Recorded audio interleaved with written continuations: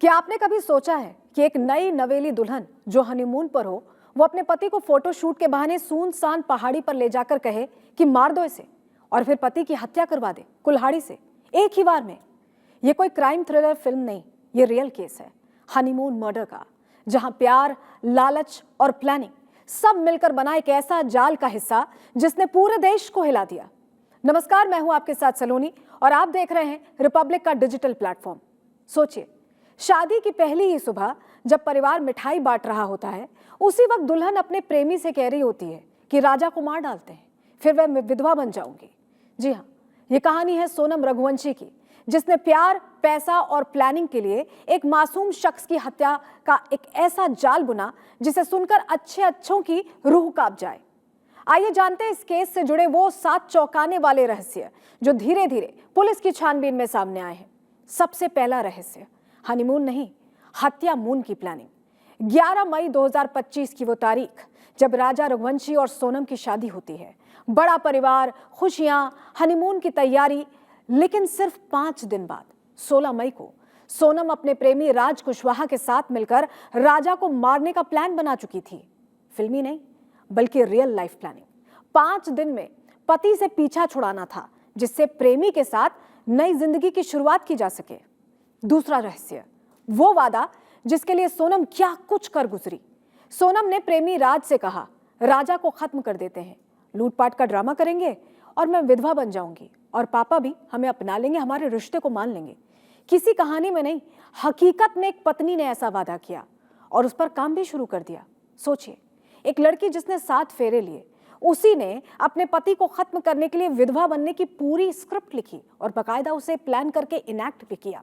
तीसरा रहस्य, ऑनलाइन मंगवाया गया मौत का हथियार, यानी मौत अब घर आ चुकी थी और राजा को पता नहीं था। राजा की हत्या कोई इंपल्स में नहीं हुई।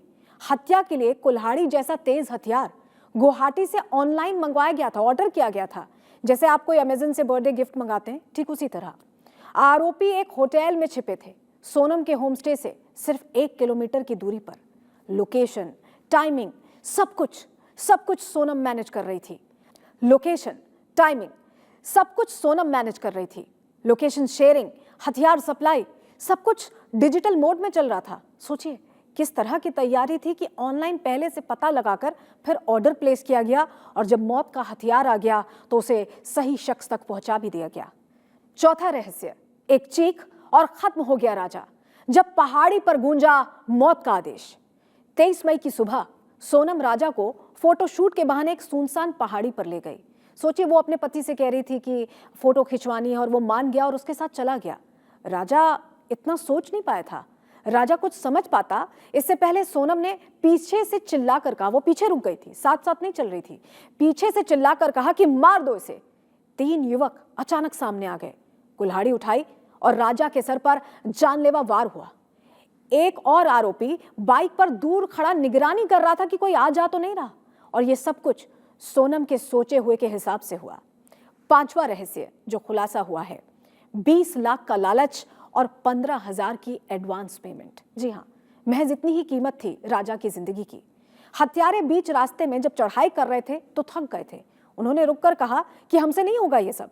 तब सोनम ने लालच दिया, कहा कि 20 लाख दूंगी लेकिन मारना पड़ेगा, और राजा के पर्स से ही 15,000 रुपए की एडवांस सुपारी वहीं उन हत्यारों को दे दी।